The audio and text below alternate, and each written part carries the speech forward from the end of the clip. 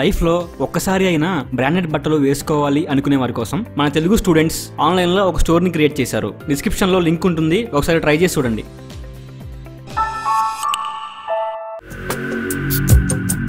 ఈ వీడియోలో మనం తమ పెద్ద మనసును చాటుకున్న ఇద్దరు వ్యక్తుల గురించి తెలుసుకోబోతున్నాం. అంతకంటే ముందు టీ టాక్స్ ఛానల్ ని సబ్స్క్రైబ్ చేసుకోవడం మాత్రం మర్చిపోకండి.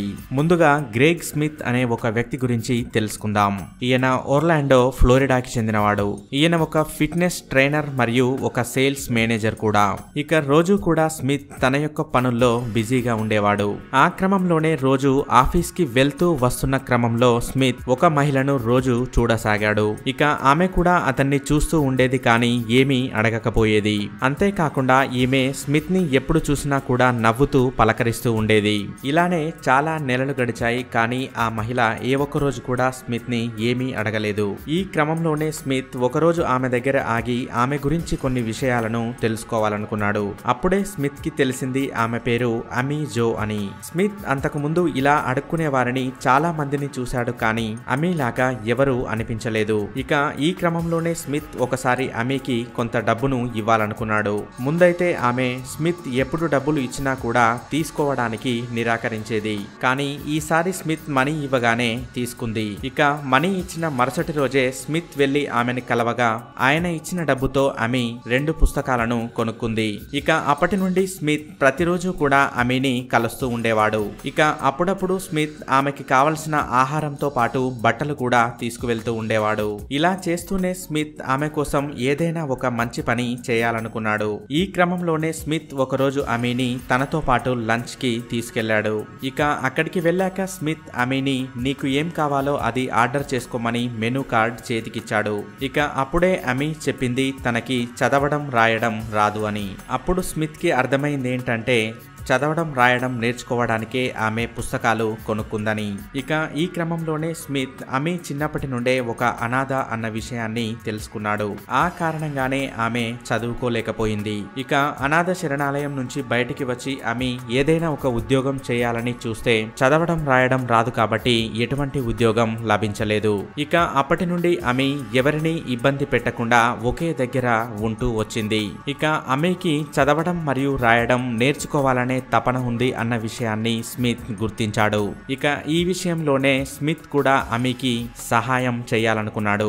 ఇక ఈ క్రమంలోనే స్మిత్ స్వయంగా అమీకి పాఠాలు నేర్పించడం మొదలుపెట్టాడు. ఇలా స్మిత్ ప్రతి వారంలో ఒకరోజు అమీకి కొన్ని పాఠాలను నేర్పిస్తూ ఉండేవాడు. అలా కొన్ని రోజుల్లోనే అమీ చదవడం రాయడం నేర్చుకుంది. ఇక అమీకి సంబంధించిన పుస్తకాలను స్మిత్ స్వయంగా తెచ్చి ఇచ్చేవాడు. ఇక స్మిత్ యొక్క వైఫ్ కూడా అమీకి చదువు నేర్పించడంలో ఎంతగానో సహాయపడింది. ఈ క్రమంలోనే స్మిత్ యొక్క పిల్లలు కూడా అమీకి మంచి స్నేహితులయ్యారు. ఇక అమీ పూర్తిగా చదువు నేర్చుకున్న తర్వాత స్మిత్ ఆమెకి ఉండడానికి ఒక హోటల్లో రూమ్ ని కూడా ఇప్పించాడు. తను ఒక అనాథ అని అనుకున్న అమీకి స్మిత్ చూపించేటువంటి ప్రేమ ఎంతగానో సంతోషాన్నిచ్చింది. తర్వాతి కాలంలో కూడా ఒక 6 నెలల వరకు అమీ ఉండేందుకు అన్ని సౌకర్యాలను స్మిత్ కల్పించాడు. ఇక అమీ కోసమే స్మిత్ కొంత చందాను కూడా వసూలు చేశాడు. ఇక ఇలా జరిగి 2-3 సంవత్సరాలు గడిచేసరికి అమీ ఒక ఉద్యోగాన్ని కూడా సంపాదించింది. ఇక స్మిత్ మరియు అతని స్నేహితులు కలిసి అమీకి ఒక ఇల్లు కూడా కొనిచ్చారు. ఇక ఇప్పటికీ వీరందరూ ప్రతి వారం కలుసుకుంటూ ఉంటారు. ఇక ఈ విషయాలన్నింటినీ స్మిత్ తన ఫేస్బుక్ లో రాయడం జరిగింది.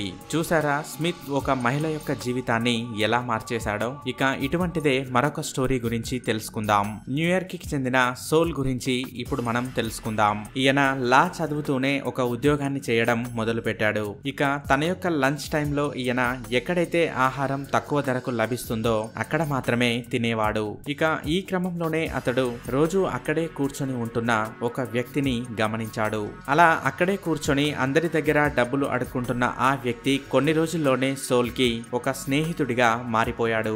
ఆ క్రమంలోనే ఆ వ్యక్తి అతని యొక్క పేరుని ఫ్రాంక్ అని తెలిపాడు. ఇలానే రోజులు గడుస్తున్న క్రమంలో ఒకరోజు సోల్ లంచ్ చేయడానికి రాగా తన దగ్గర లంచ్ కి కావలసిన మనీ అడ్జస్ట్ అవ్వలేదు. ఇక అది గమనించిన హోటల్ వారు సోల్ కి లంచ్ ఫ్రీగా ఇవ్వడానికి ముందుకు వచ్చారు. దానిలో కూడా సగం మాత్రమే తిని సోల్ మిగతా దానిని ఫ్రాంక్ కి ఇచ్చాడు.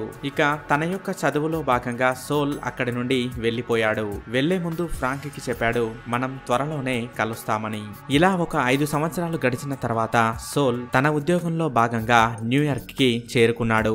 ఇక ఒకరోజు సోల్ లంచ్ కోసం ఒక ఫేమస్ రెస్టారెంట్ కి వెళ్ళాడు. ఇక సోల్ కూర్చున్న దగ్గరే మరొక వ్యక్తి కూడా తన ల్యాప్టాప్ లో వర్క్ చేసుకుంటూ కనిపించాడు. ఇక సోల్ మాటలు విన్న ఆ వ్యక్తి వెంటనే సోల్ దగ్గరికి వచ్చి నన్ను మీరు గుర్తుపట్టారా అని అడిగాడు. ఇక అలా అడిగిన వ్యక్తిని సోల్ చూసి ఆశ్చర్యపోయాడు. ఎందుకంటే ఆ వ్యక్తే ఫ్రాంక్. చాలా రోజుల తర్వాత ఇద్దరు తిరిగి కలిశారు కాబట్టి ఎంతగానో సంతోషించారు. ఇక అంతకుముందు సోల్ ఇచ్చిన మనీతోనే ఫ్రాంక్ ఒక డ్రెస్ కూడా తీసుకున్నాడు. ఫ్రాంక్ అయితే చదువుకున్నాడు కానీ కొన్ని ఫ్యామిలీ పరిస్థితుల వల్ల డిప్రెషన్ లోకి వెళ్లిపోయాడు. ఇక ఆ సమయంలోనే సోల్ అతన్ని కలవడం జరిగింది. ఇక తర్వాతి కాలంలో ఫ్రాంక్ జీవితం పూర్తిగా మారిపోయింది. చూసారుగా ఫ్రెండ్స్, ఒక ఇద్దరు వ్యక్తులు తమ యొక్క జాలి దయాగుణంతో మరో ఇద్దరు వ్యక్తుల జీవితాల్లో ఎలా వెలుగు నింపారో. ఈ వీడియో కనుక మీకు నచ్చినట్లయితే లైక్ చేయండి, షేర్ చేయండి. ఇలాంటి మరికొన్ని ఇంట్రెస్టింగ్ టాపిక్స్ గురించి తెలుసుకోవాలంటే టీ టాక్స్ ఛానల్ ని సబ్స్క్రైబ్ చేయడం మాత్రం మర్చిపోకండి.